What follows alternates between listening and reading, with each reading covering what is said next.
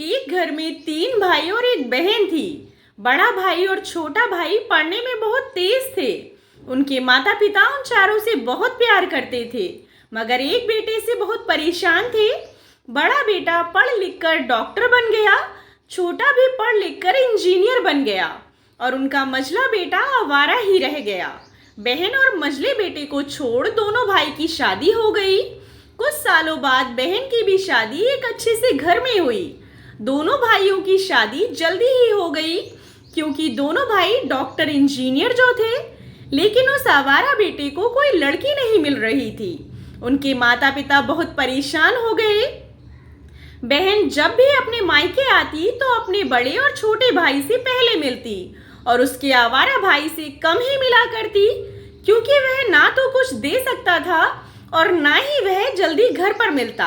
पढ़ नहीं सका, इसलिए उसका आवारा भाई मजदूरी करता था। ऐसे लड़के को नौकरी भी कौन देता। उसकी शादी से पहले ही उसके पिता गुजर गए।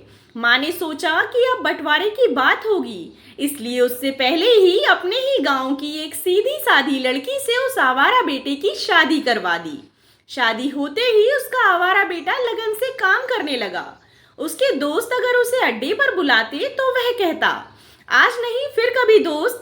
उसके दोस्त कहते थे, शादी के बाद तू बहुत बदल गया है, शादी के बाद तो जैसे बीवी का गुलाम ही हो गया है। उसने कहा, ऐसी बात नहीं है, कल मैं अकेला था तो अपने हिस्से की रोटी कमा लेता था, अब दो पेट है, मेहनत तो करनी पड़ेगी।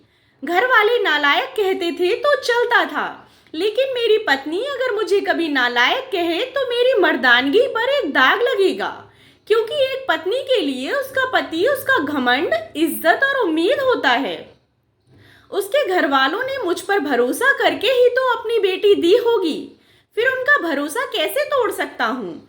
इधर घर पर बड़ा और छोटा भाई उनकी पत्नियां यह फैसला करते हैं कि जायदाद का बंटवारा हो जाए, क्योंकि हम दोनों लाखों कमाते हैं और हमारा आवारा भाई ना के बराबर कमाता है। माँ के लाख मना करने पर भी बंटवारे की तारीख तय होती है। बहन भी आती है, वकील को भी बुलाया गया और उनका आवारा भाई काम पर जाने के लिए बाहर आता है। उसके दोनों भाई उसे पकड़कर घर के भीतर लाकर बोलते हैं, आज तो रुक जा, बंटवारा कर ही लेते हैं।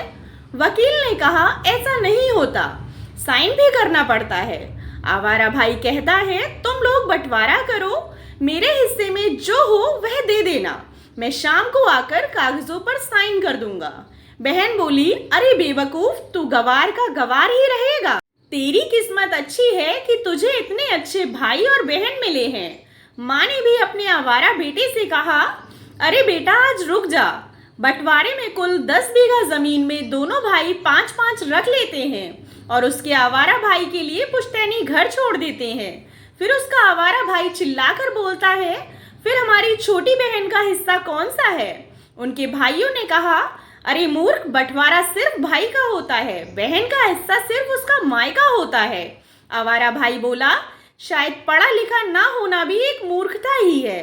ठीक है, आप दोनों ऐसा करो, मेरे हिस्से की वसीयत बहन के नाम कर दो। दोनों भाई बोलते हैं, और तू। आवारा भाई अपनी माँ की तरफ देखकर बोलता है, मेरे हिस्से में माँ है ना। और फिर अपनी बीवी की तरफ मुस्कुराकर बोलता है, क्या मैंने गलत कहा जी।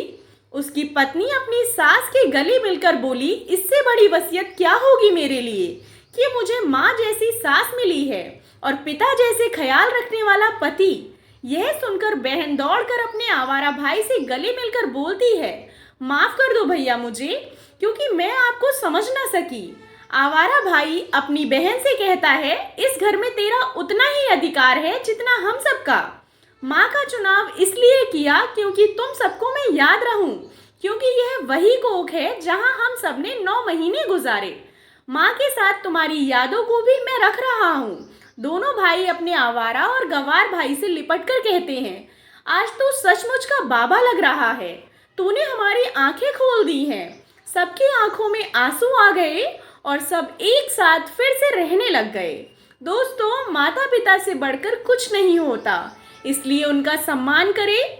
आशा करती हूँ आपको कहानी पसंद आई होगी। कहानी पसंद आई हो तो चैनल को सब्सक्राइब करें और कहानी को लाइक एंड शेयर करें। कहानी सुनने के लिए आप लोगों का बहुत बहुत धन्यवाद।